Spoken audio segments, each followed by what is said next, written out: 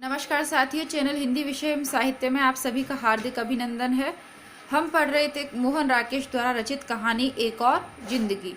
अब तक की कहानी में हमने पढ़ा कि जो इसका पात्र है प्रकाश, वह अपनी पत्नी बीना से तलाक ले चुका है और उसका एक पुत्र है पलाश, जिससे वह समय समय पर मिलता रहता है। अंतिम दृश्य में हमने देखा था कि वह अपने पुत्र को पास मिलने जाता है, उसे खाना खिला रहा होता है। तभी एक नौकर आता है और उससे कहता है कि काफ़ी लेट हो गया, अब वह पलाश को लेके जाएगा। इस बात से जो प्रकाश है वो बहुत व्यथित हो जाता है और अपने मित्र के मित्र से गले लग के वो रोता है। इसके आगे की कथा में क्या होता है, इसको आज के अंक में हम देखेंगे। और ये जो कहानी है, इनको हम नई कहानी आंदोलन जो चला था 50 से 60 के मध्य में के दशक में, उसके अंतर्गत हम इसे समाहित करते हैं नई कहानियों में। मोहन राकेश की एक और जिंदगी एक महत्वपूर्ण कहानी है। नए सिरे से फिर वही सवाल मन में उठने लगा, क्यों वह अपने को इस अतीत से पूरी तरह मुक्त नहीं कर लेता। यदि बसा हुआ घर बार हो तो अपने आसपास बच्चों की चहल पहल में वह इस दुख को भूल नहीं जाएगा। उसने अपने को बच्चों से इसलिए तो अलग किया था कि अपने जीवन को एक नया मोड़ दे सके। फिर वह इस तरह अकेली जिंदगी की यंत्रणा किस लिए सह रहा था। अब वो सोच रहा है, वो बहुत ज़्यादा दुखी हो गया कि क्यों ना मैं अपनी ज़िंदगी को एक और मौका दूँ, एक और ज़िंदगी की शुरुआत करूँ, जैसा कि कहानी का नाम है एक और ज़िंदगी, ताकि मैं इस दुख को भूल जाऊँ। फिर वो आगे सोचता है, पर नए सिरे से जीवन आरंभ करने की कल्पना में सदा एक आशंका मिली रहती थी। वह उस आशंका से जितना ही लड़ता था, वह उतनी ही और प्रबल हो उठती थी। जब एक प्रयोग सफल नहीं हुआ तो यह कैसे कहा जा सकता था कि दूसरा प्रयोग सफल होगा। अर्थात जब एक विवाह उनका सफल नहीं रहा तो वो सोचता है कि अगर दूसरा विवाह भी असफल हो गया तो इस आशंका से वह हमेशा ही अपने मन ही मन डरता रहता है।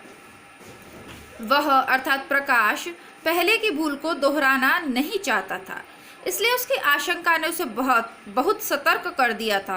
वह जिस किसी लड़की को अपनी भावी पत्नी के रूप में देखता था, उसी के चेहरे में उसे अपने पहले जीवन की छाया नजर आने लगती। हालांकि वह स्पष्ट रूप से इस विषय में कुछ नहीं सोच पाता था, फिर भी उसे लगता था कि वह एक ऐसी ही लड़की के साथ जीवन बिता सकता है जो हर दृष्टि से बीना के विपरीत हो। बीना में बहुत अहम था, वह उसके बराबर पढ़ी लिखी थी, उससे ज़्यादा कमाती थी। उसे अपनी स्वतंत्रता का बहुत मान था और वह समझती थी कि किसी भी परिस्थिति का वह अकेले रहकर मुकाबला कर सकती है। शारीरिक दृष्टि से भी बीना काफ़ी लंबी ऊंची थी और उस पर भारी पड़ती थी। बातचीत भी खुले मर्दाना ढंग से करती थी। वह अब एक ऐसी लड़की चाहता था जो हर तरह से उस पर निर्भर करे, उसकी कमजोरियां एक पुरुष के आश्रय की अपेक्षा रखती हों। कुल मिला के वही पुरुषों का अहम वाला स्वभाव। बीना से उसे अगर जिस तरीके से देखा जाए तो बीना उस हिसाब से सुशिक्षित, सुंदर और अपनी सेल्फ डिपेंडेंट आत्मनिर्भर युवती है। लेकिन प्रकाश को वह अच्छी नहीं लगती, क्योंकि हमेशा पुरुष चाहते हैं, अधिकतर इस तरह का सबकी बात, लेकिन इनमें एक अहम होता है, वो चाहते हैं कि उनकी पत्नी हर बात के लिए उन पर डिपेंड करे, वो जो चाहें वही करे। जैसा कि लिखा हुआ है कि जिसकी कमजोरियां एक पुरुष के आश्रय की अपेक्षा रखती हों, यानी वो उसके बिना अपूर्ण हो। और लेकिन बीना ऐसी नहीं है और यही उसको लगता है कि वो उससे प्यार नहीं करती या वो बीना से प्यार नहीं करता और वो अलग होने का निर्णय ले लेता। अब वो दूसरी शादी करना चाहता है। और कुछ ऐसी ही लड़की थी निर्मला, उसके घनिष्ठ मित्र कृष्ण जुनेजा की बहन। उसने एक बार उस लड़की को देखा था। बहुत सीधी सादी मासूम सी लड़की थी। बात करते हुए उसकी आंखें नीचे को झुक जाती थी। साधारण पढ़ी लिखी थी और बहुत साधारण ढंग से ही रहती थी। उसे देखकर अनायास मन में सहानुभूति उमड़ आती थी।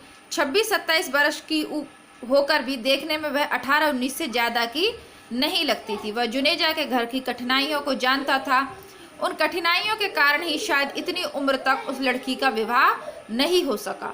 उसके साथ निर्मला के विवाह की बात चलाई गई तो उसके मन में किसी कोने में सोया हुआ पुलक सहसा जाग उठा। उसे सचमुच लगा जैसे उसका खोया हुआ जीवन उसे वापस मिल गया हो, जैसे अंदर की एक टूटी हुई कल्पना फिर से आकार ग्रहण कर रही हो। बच्चों, शोर नहीं करो। हवा और आकाश में उसे एक और ही आकर्षण लगने लगा। रास्ते में बिकती हुई फूलों की बेनियां पहले से कहीं सुगंधित प्रतीत होने लगी। निर्मला ब्याह कर उसके घर में आई भी नहीं कि वह शाम को लौटते हुए उसके लिए बेनियां खरीद कर लाने लगा। आपने देखा होगा वो जूड़े में जो व्हाइट कलर के मोगरे के फूल से लगाते हैं ना, वो गुच्छा सा होता है, इस तरीके से रोल रोल में भी लपेटते हैं, माला सी होती है वो बेनियां। यानी उसके अंदर सुनहरे सपने जो हैं दाम्पत्य जीवन के, वह कल्पना करने लगा है या जगने लगे हैं। अपना पहले का घर उसे छोटा लगने लगा, इसलिए उसने एक बड़ा घर ले लिया और उसे सजाने के लिए नया नया सामान खरीद लाया। पास में ज़्यादा पैसे नहीं थे, इसलिए कर्ज ले लेकर भी उसने निर्मला के लिए न जाने क्या कुछ बनवा डाला। निर्मला हंसती हुई उसके घर में आई और हंसती ही रही। Dot dot dot. पहले तो कुछ दिन वह नहीं समझ सका कि वह हंसी क्या है। निर्मला जब कभी बिना बात के हंसना शुरू कर देती तो देर तक हंसती रहती। वह अवाक होकर उसे देखता रहता। 3-3, 4-4 साल के बच्चे भी इस तरह आकस्मिक ढंग से नहीं हंस सकते जैसे वह हंसती थी। कोई व्यक्ति उसके सामने गिर जाता या कोई चीज किसी के हाथ से गिरकर टूट जाती तो उसके लिए अपनी हंसी रोकना असंभव हो जाता। लगातार 10-10 मिनट तक वह हंसी से बेहाल हो रहती। वह उसे समझाने की चेष्टा करता कि ऐसी बातों पर नहीं हंसा जाता तो निर्मला को और भी हंसी छूटती।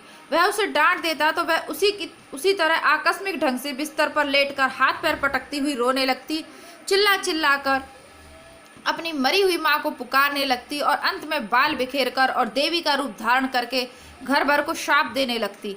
कभी अपने कपड़े फाड़ कर इधर उधर छिपा देती और गहने जूतों के अंदर संभाल देती। कभी अपनी बाह पर फोड़े की कल्पना करके वह 2-2 दिन तक उसके दर्द से करहाती रहती और फिर सहसा स्वस्थ होकर कपड़े धोने लगती और सुबह से शाम तक कपड़े ही धोती रहती। जब मन शांत होता तो मुंह गोल किए वह अंगूठा चूसने लगती। उठते बैठते खाते पीते प्रकाश के सामने निर्मला के तरह तरह के रूप आते रहते और उसका मन एक अंधे कुएं में गिरने लगता। रास्ते पर चलते हुए उसके चारों तरफ एक शून्य सा घिर आता और कई बार भौचक्का सा सड़क के किनारे खड़ा होकर सोचने लगता कि वह घर से क्यों आया है और कहाँ जा रहा है। उसका किसी से भी मिलने और कहीं भी अपने जाने को मन ना होता। उसका मन जिस शून्य में भटकता रहता उसमें कई बार उसे एक बच्चे की किलकारियां सुनाई देने लगती और वह बिल्कुल जड़ होकर देर देर तक एक ही जगह पर खड़ा या बैठा रहता। एक बार चलते चलते खंभे से टकराकर वह नाली में गिर गया। एक बार बस पर चढ़ने की कोशिश में नीचे गिर जाने से उसके कपड़े पीछे से फट गए और वह इससे बेखबर दूसरी बस में चढ़कर आगे चल दिया। उसे पता तब चला जब किसी ने रास्ते में उससे कहा, जेंटलमैन, तुम्हें क्या घर जाकर कपड़े बदल नहीं लेने चाहिए?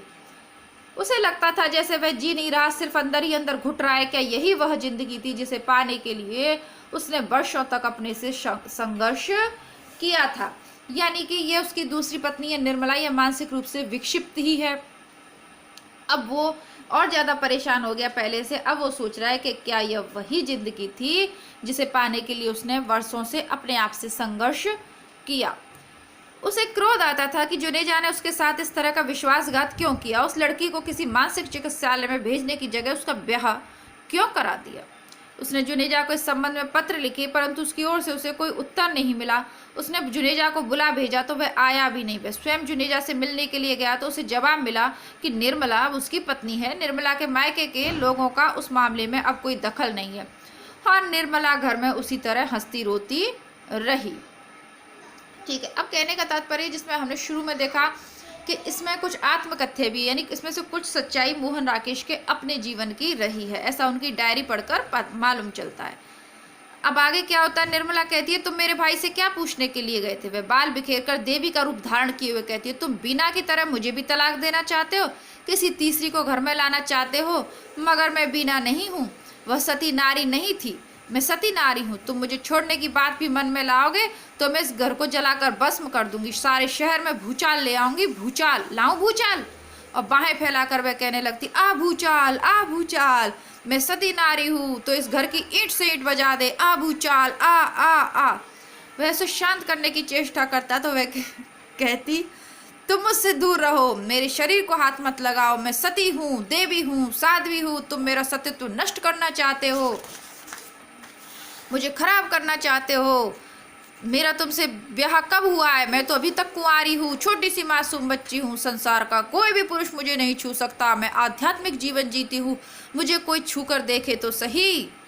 और बार बिखेरे हुए इसी तरह बोलती हुई कभी वह घर की छत पर पहुंच जाती और कभी बाहर निकलकर घर के आसपास चक्कर काटने लगती। प्रकाश ने दो एक बार होठों पर हाथ रखकर उसका मुंह बंद कर देना चाहा तो वो और भी जोर से चिल्ला उठती, तुम मेरा मुंह बंद करना चाहते हो, मेरा गला घोटना चाहते हो, मुझे मारना चाहते हो, तुम्हें पता है मैं साक्षात देवी हूँ, मेरे चारों भाई मेरे चार शेर हैं, वे तुम्हें नोच नोच कर खा जाएंगे, उन्हें पता है उनकी बहन देवी का स्वरूप है, कोई मेरा बुरा चाहेगा तो वे उसे उठा कर ले जाएंगे और काल कोठरी में बंद कर देंगे। मेरे बड़े भाई ने अभी अभी नई कार ली है, मैं उसे चिट्ठी लिख दूँ तो वह अभी कार लेकर आ जाएगा और हाथ पैर बांध कर तुम्हें कार में डाल कर ले जाएगा, 6 महीने बंद रखेगा फिर छोड़ेगा। तुम्हें पता नहीं कि विचारों के चारों शेर कितने जाले में, वे राक्षस हैं, राक्षस, आदमी की बोटी बोटी काट दे और किसी को पता भी ना चले, मगर मैं उन्हें नहीं बुलाऊंगी, मैं सती नारी हूँ, इसलिए अपने सत्य से ही अपनी रक्षा करूंगी। सब प्रयत्नों से हार कर प्रकाश थका हुआ अपने पढ़ने के कमरे में बंद होकर पड़ जाता तो आधी रात तक वह साथ के कमरे में उसी तरह बोलती रहती। फिर बोलते बोलते अचानक चुप कर जाती और थोड़ी देर बाद उसका दरवाजा खटखटाने लगती। क्या बात है? वह कहता। इस कमरे में मेरी सांस रुक रही है। निर्मला उत्तर देती, दरवाजा खोलो, मुझे अस्पताल जाना है। इस समय सो जा। वह कहता, सुबह तुम जहाँ कहोगी वहाँ ले चलूंगा। मैं कहती हूँ दरवाजा खोलो, मुझे अस्पताल जाना है। वह जोर जोर से धक्का देकर दरवाजा तोड़ने लगती। प्रकाश दरवाजा खोल देता तो वह हंसती हुई उसके सामने आ जाती। तुम्हें हंसी किस बात की आ रही है? प्रकाश कहता। तुम्हें लगता है मैं हंस रही हूँ? और वह जोर से हंसने लगती। ये हंसी नहीं है, रोना है, रोना। तुम अस्पताल चलना चाहती हो? क्यों? अभी तुम कह रही थी। मैं अस्पताल चलने के लिए कहाँ कह रही थी? मैं तो कह रही थी कि मुझे उस कमरे में डर लगता है, मैं यहाँ तुम्हारे पास सोऊंगी। देखो निर्मला, इस समय मेरा मन ठीक नहीं है, तुम थोड़ी देर में चाहो मेरे पास आ जाना, मगर इस समय थोड़ी देर के लिए मैं कहती हूँ मैं अकेली उस कमरे में नहीं सो सकती। मेरे जैसी मासूम बच्ची क्या कभी अकेली सो सकती है? तुम मासूम बच्ची नहीं हो निर्मला, तो तुम्हें मैं बड़ी नजर आती हूँ? एक छोटी सी बच्ची को बड़ी कहते तुम्हारे दिल को कुछ नहीं होता, इसलिए कि तुम मुझे अपने पास सुलाना नहीं चाहते। मगर मैं यहाँ से नहीं जाऊँगी, तुम्हें मुझे अपने साथ सुलाना पड़ेगा। मैं विधवा हूँ क्या जो अकेली सोऊंगी? मैं सुहागिन नारी हूँ। कोई सुहागिन नारी क्या कभी अकेली सोती है? मैं भावरे लेकर तुम्हारे घर में आई हूँ, ऐसे ही उठकर नहीं चली आई। देखती हूँ तुम कैसे मुझे उस कमरे में भेजते हो। और वह प्रकाश के पास लेटकर उससे लिपट जाती। कुछ देर में जब उसके स्नायु शांत हो चुके तब वह लगातार उसे चूमती हुई कहती, मेरा सुहाग, मेरा चांद, मेरा राजा, मैं तुम्हें कभी अपने से अलग रख सकती हूँ? तुम मेरे 132 वर्ष की उम्र तक जियोगे। मुझे यह वर मिला हुआ है कि मैं 136 वर्ष की उम्र तक सुहागिन रहूंगी, यानी तुम भी 36 वर्ष तक जियोगे। जिसकी भी मुझसे शादी होती वो 136 वर्ष की उम्र तक जीता। तुम देख लेना मेरी बात सच्ची निकलती है या नहीं। मैं सती नारी हूँ और सती नारी के मुंह से निकली हुई कभी झूठी नहीं हो जाती। तुम सुबह मेरे साथ अस्पताल चलोगी? प्रकाश कहता। क्यों? मुझे क्या हुआ जो मैं अस्पताल जाऊंगी? मुझे तो आज तक सिर दर्द भी नहीं हुआ, मैं अस्पताल क्यों जाऊँ? एक दिन प्रकाश उसके लिए कई कई किताबें खरीद लाया। उसने सोचा कि शायद पढ़ने से निर्मला के मन को एक दिशा मिल जाए और वह धीरे धीरे अपने मन के अंधेरे से बाहर निकलने लगे। मगर निर्मला ने उन किताबों को देखा तो मुंह बिचका कर एक तरफ हटाया था। ये किताबें मैं तुम्हारे पढ़ने के लिए लाया हूं। प्रकाश ने कहा। मेरे पढ़ने के लिए? निर्मला आश्चर्य के साथ बोली। मैं इन किताबों को पढ़कर क्या करूंगी? मैंने तो मार्क्सवाद, मनोविज्ञान और सभी कुछ 14 साल की उम्र में पढ़ लिया था। अब इतनी बड़ी होकर मैं ये किताबें नहीं पढ़ने लगूंगी। और उसके पास से उठकर अंगूठा चूसती हुई वह कमरे से बाहर चली गई। पापा। कोहरे के बादलों में भटका हुआ मन सहसा बालकनी पर लौट आया। खिलनमर को जाने वाली सड़क पर बहुत से लोग घोड़े दौड़ाते जा रहे थे। एक धुंधले चित्र की बुझी बुझी आकृतियों जैसी वैसी ही बुझी बुझी आकृतियां क्लब से बाजार की तरफ आ रही थीं। बाईं ओर बर्फ से ढकी हुई पहाड़ी की एक चोटी कोहरे से बाहर निकल आई थी और जाने किधर से आती हुई सूर्य की किरण ने उसे दीप्त कर दिया था। कोहरे में भटके हुए कुछ पक्षी उड़ते हुए उस चोटी के सामने आ गए तो सहसा उनके पंख सुनहरे हो उठे, मगर अगले ही क्षण वह फिर धुंधलके में खो गए।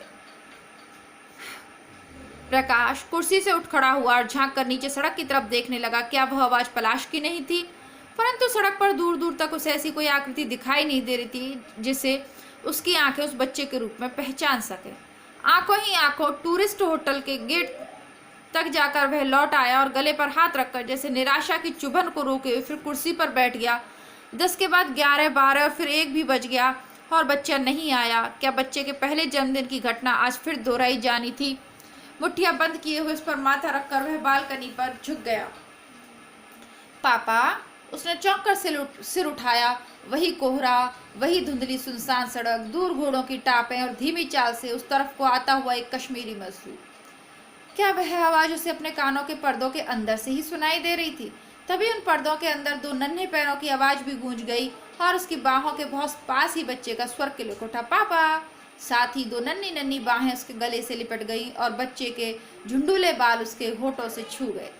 प्रकाश ने एक बार बच्चे के शरीर को सिर से पैर तक छू कर देख लिया कि यह आकार भी उसकी कल्पना का स्वप्न ही तो नहीं।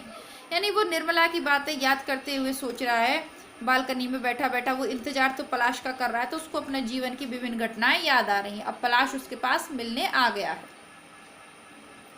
विश्वास हो जाने पर बच्चा सचमुच उसकी गोद में है। उसने उसके माथे और आंखों को कसकर चूम लिया। तो मैं जाऊं पलाश? एक भूली हुई मगर परिचित आवाज ने प्रकाश को फिर चौंका दिया। उसने घूर कर पीछे देखा। कमरे के दरवाजे के बाहर बीना दाईं ओर न जाने किस चीज पर आंखें गड़ाए खड़ी थी। आप आ जाइए, आप कहता हुआ बच्चे को बाहों में लिए प्रकाश अस्त व्यस्त सा कुर्सी से उठ खड़ा हुआ।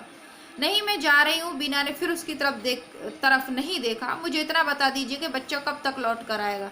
आप जब कहें तभी भेज दूंगा। प्रकाश बालकनी की दहलीज लांघ कर कमरे में आ गया।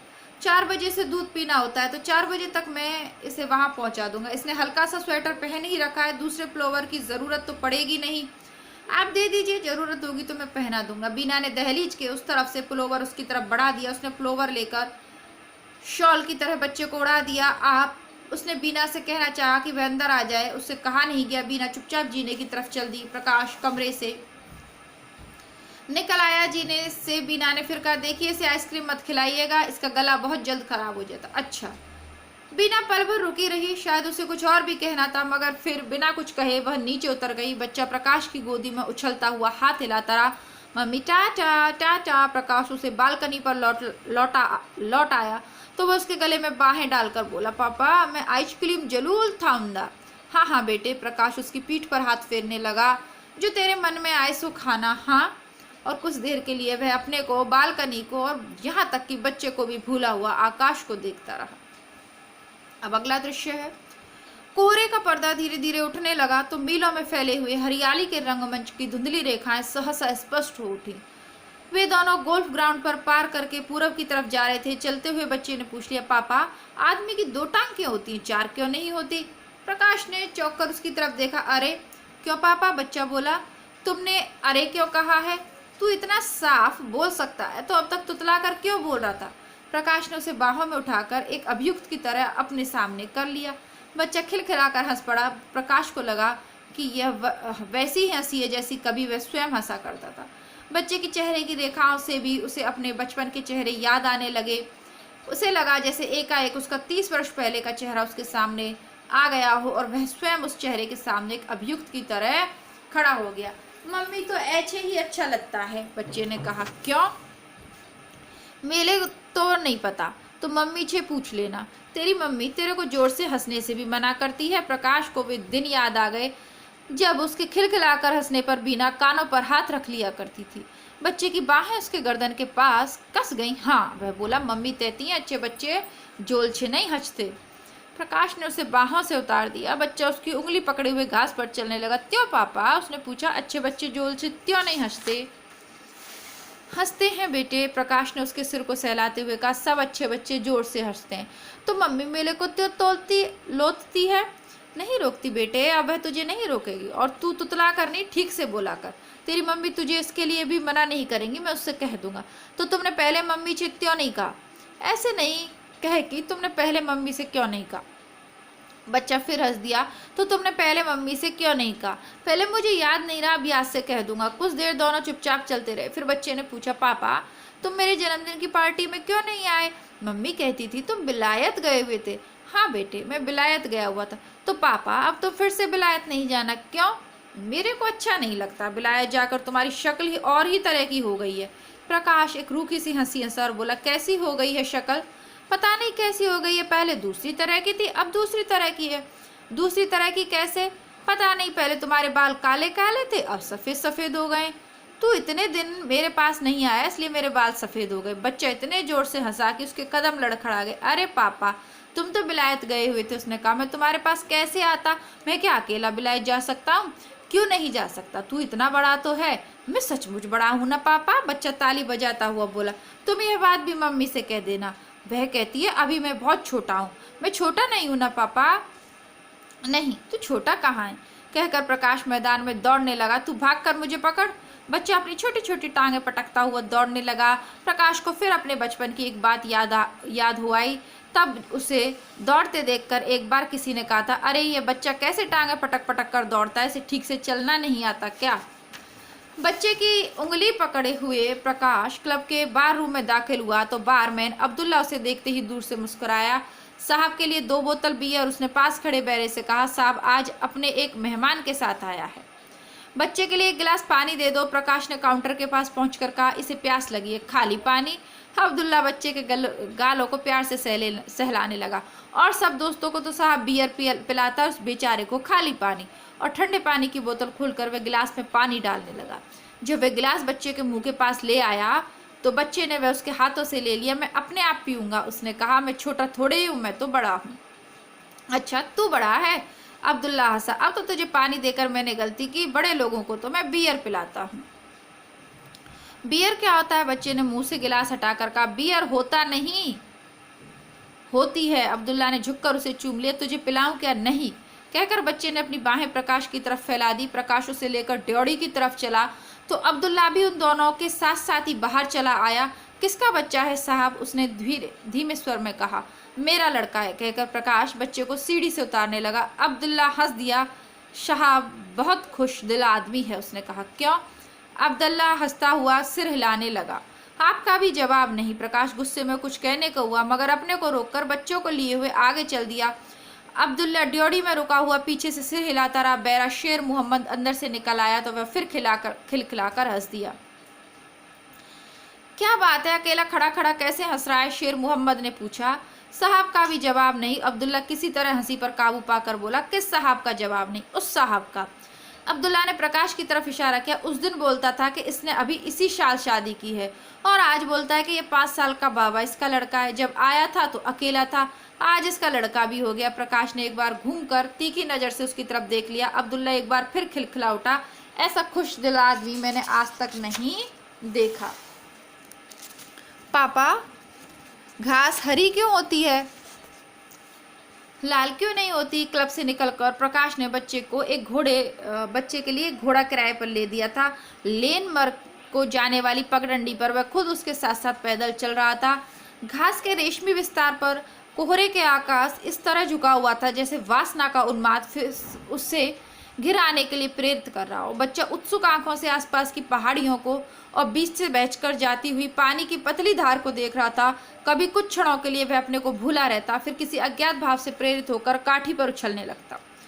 हर चीज का अपना रंग होता है। प्रकाश ने बच्चे की एक जांघ को हाथ से दबाए हुए कहा और कुछ देर के लिए स्वयं भी हरियाली के विस्तार में खो गया। हर चीज का अपना रंग क्यों होता है? ये कुदरत की बात है बेटे। कुदरत ने हर चीज को अपना एक रंग दिया। कुदरत क्या होती है? प्रकाश ने झुककर उसकी जांघ को चूम लिया। कुदरत यह होती है, उसने हंसकर कहा। जांघ पर गुदगुदी होने से बच्चा भी हंसने लगा। तुम झूठ बोलते हो, उसने कहा। क्यों? तुमको इसका पता ही नहीं है? अच्छा, मुझे पता नहीं है तो तू बता, घास का रंग हरा क्यों होता है? घास मिट्टी के अंदर से पैदा होती है, इसलिए इसका रंग हरा होता है। अच्छा, तुमको इसका पता कैसे चला? बच्चा उछलता हुआ लगाम को झटकने लगा। मेरे को मम्मी ने बताया था। प्रकाश के होठों पर एक विकृत सी मुस्कुराहट आ गई जिसे उसने किसी तरह दबा लिया। उसे लगा जैसे आज भी उसको और बीना के बीच में द्वंद्व चल रहा है और बीना उस द्वंद्व में उस पर भारी पड़ने की चेष्टा कर रही हो। तेरी मम्मी ने तुझे क्या क्या बता रखा है? वह बच्चे को थपथपा कर बोला। यह बात भी बता रखा है कि आदमी की 2 टांगें क्यों होती हैं और 4 क्यों नहीं? हाँ, मम्मी कहती थी कि आदमी की 2 टांगें इसलिए होती हैं कि वह आधा जमीन पर चलता और आधा आसमान में। अच्छा। प्रकाश के होठों पर हंसी और मन में उदासी की रेखा फैल गई। मुझे इसका पता नहीं था, उसने कहा। तुमको तो कुछ भी नहीं पता है पापा, बच्चा बोला। इतने बड़े होकर भी कुछ पता नहीं है? घास, बर्फ और आकाश के रंग दिन में कई बार बदल जाते थे। बदलते हुए रंगों के साथ मन भी और से और होने लगता था। सुबह उठते ही प्रकाश बच्चे के आने की प्रतीक्षा करने लगता। बार बार वह बालकनी पर चला जाता और टूरिस्ट होटल की तरफ आंखें किए हुए देर तक खड़ा रहता। नाश्ता करने या खाना खाने के लिए वह वहां से नहीं हटना चाहता था। उसे डर लगता था कि बच्चा इस बीच लौट कर ना आ जाए। 3 दिन में उसे साथ लिए वह कितनी ही बार घूमने के लिए गया। उसने उसके घोड़े के पीछे पीछे दौड़ा था और उसके साथ घास पर लौटता रहता था। कभी एक दोस्त की तरह वह उसके साथ खिलखिलाकर हंसता, कभी एक नौकर की तरह उसके हर आदेश का पालन करता। बच्चा जानबूझकर रास्ते में कीचड़ में अपने पाँव लथपथ कर लेता, फिर होठ बिसोर कर कहता, पापा पाँव धो दो, और वह उसे उठाए हुए इधर उधर पानी ढूंढता फिरता। बच्चे को वह जिस कोण से भी देखता उसी कोण में उसकी तस्वीर ले लेना चाहता। जब बच्चा थक जाता और लौटकर अपनी मम्मी के पास जाने की हट करने लगता तो वह उसे तरह तरह के प्रलोभन देकर अपने पास रोक रखना चाहता था। एक बार उसने बच्चे को अपनी माँ के साथ दूर से आते देखा था तो वह उसे साथ लेने के लिए उतरकर नीचे चला गया। जब वह पास पहुंचा तो बच्चा दौड़कर उसकी तरफ आने की बजाय माँ के साथ फोटोग्राफर की दुकान के अंदर चला गया। वह कुछ देर तक सड़क पर रुका रहा और फिर यह सोचकर ऊपर चला गया कि फोटोग्राफर की दुकान से खाली होकर बच्चा अपने आप ऊपर आ जाएगा। मगर बालकनी पर खड़े खड़े उसने देखा कि बच्चा दुकान से निकलकर उस तरफ आने की बजाय हट के साथ अपनी माँ का हाथ खींचता हुआ उसे वापस टूरिस्ट होटल की तरफ ले जा रहा है। उसका मन हुआ कि दौड़कर जाए और बच्चों को अपने साथ ले आए, मगर कोई चीज उसके पैरों को जकड़े रही और वह चुपचाप वहीं खड़ा उसे देखता रहा।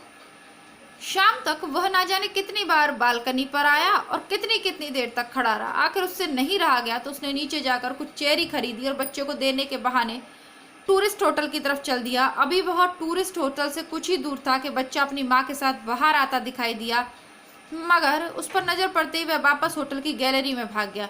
प्रकाश जहाँ था वहीं खड़ा रहा। उस समय पहली बार उसकी आंखें बीना से मिली। उसे महसूस हुआ कि बीना का चेहरा पहले से कहीं सांवला हो गया है और उसकी नीचे स्याह दायरे से उभर आए। वह पहले से काफी दुबली भी लग रही थी। कुछ क्षण रुके रहने के बाद प्रकाश आगे चला गया और चेरी वाला लिफाफा बीना की तरफ बढ़ाकर उसने खुश्क गले से कहा, यह मैं बच्चे के लिए लाया था। बीना ने लिफाफा ले लिया, मगर साथ ही उसने आंखें दूसरी तरफ हट गईं। पलाश उसने अस्थिर आवाज बच्चे को पुकार कर कहा, यह ले, तेरे पापा तेरे लिए चेरी लाए। मैं नहीं लेता, बच्चे ने गैलरी से कहा और भागकर और भी दूर चला गया। बीना ने एक असहाय दृष्टि बच्चे पर डाली, फिर प्रकाश की तरफ देखकर बोली, कहता है कि मैं पापा से नहीं बोलूंगा, वह सुबह रुके क्यों नहीं, चले क्यों गए। प्रकाश बीना को उत्तर ना देकर गैलरी में चला गया और कुछ दूर तक बच्चे का पीछा करके उसे बाहों में उठा लिया। मैं तुमसे नहीं बोलूंगा, कभी नहीं बोलूंगा, बच्चा छुड़ाने की चेष्टा करता हुआ कहता रहा। यानी उसका बच्चा जो है वो उससे नाराज हो जाता है। अब इसी तरीके से अब प्रकाश की जो जिंदगी है वो दो पार्टों के बीच में आ गई। वह अपनी पहली जिंदगी यानी पहला जो भाग है उसमें वह उससे अलग भी नहीं, अपने अतीत से एक तरीके से कहें तो अपने अतीत से अलग भी नहीं हो पाया और उसका जो वर्तमान है वह उससे भी संतुष्ट नहीं है और हो भी नहीं सकता कोई विक्षिप्त व्यक्ति के साथ रहकर। गजब बात है ना कि जो पहली पत्नी है वो उसे जरूरत से ज़्यादा होशियार लग रही है और दूसरी तो है ही विक्षिप्त, तो दोनों ही दशाएं उसके लिए अति वाली हो गई। क्यों, ऐसी क्या बात है? प्रकाश उसे पुचकारने की चेष्टा करने लगा। पापा से भी इस तरह नाराज होते हैं क्या? तुमने मेरी तस्वीर क्यों नहीं देखी? कहाँ थी तेरी तस्वीर? मुझे तो पता ही नहीं था। पता क्यों नहीं था? तुम दुकान के बाहर से ही क्यों चले गए थे? अच्छा ला, पहले तेरी तस्वीरें देखें फिर घूमने चलेंगे। ये सुबह आपको दिखाने के लिए ही तस्वीरें लेने गया था, बीना के साथ खड़ी नवयुवती ने कहा। प्रकाश इस बात को भूल ही गया था कि उन दोनों के साथ कोई और भी है। तस्वीरें मेरे पास थोड़ी हैं, उसी के पास हैं। सुबह फोटोग्राफर ने नेगेटिव ही दिखाए थे, पॉजिटिव वह अब इस समय देगा। उस नवयुवती ने फिर कहा, तो चल पहले दुकान पर चलकर तेरी तस्वीरें ले लें। हाँ देखें तो सही कैसी तस्वीरें हैं, कहकर प्रकाश फोटोग्राफर की दुकान की तरफ चलने लगा। मैं मम्मी को साथ लेकर जाऊंगा, बच्चे ने उसकी बाहों में मचलते हुए कहा। हाँ हाँ, तेरी मम्मी भी साथ ही आ रही है। प्रकाश ने एक बार निरुपाय सी दृष्टि से पीछे की तरफ देख लिया, जैसे किसी अदृश्य व्यक्ति से कहा, देखिए आप भी साथ आ जाइए, नहीं तो यह रोने लगेगा। बीना होठ दांतों से दबाए हुए कुछ क्षण आंखें झपकती रही, फिर चुपचाप साथ चल दी। इसके आगे की जो कथा है वो हम कल के वीडियो में देखेंगे, क्योंकि आज की कक्षा में यह पूरी हो नहीं पाएगी। थोड़ी सी लंबी कहानियां हैं जो आधुनिक कहानी है, तो वो ठीक है, तो इसके लिए हम इसको कल के कक्षा में देखेंगे। तब तक के लिए नमस्कार। यदि आपको कहानी पसंद आ रही हो तो कमेंट करके बताइए, बाकी वीडियो को लाइक कर दीजिएगा और अभी तक चैनल को सब्सक्राइब नहीं किया है या आप भूल गए हैं तो चैनल को सब्सक्राइब कर लीजिएगा। धन्यवाद, नमस्कार, जय हिंद।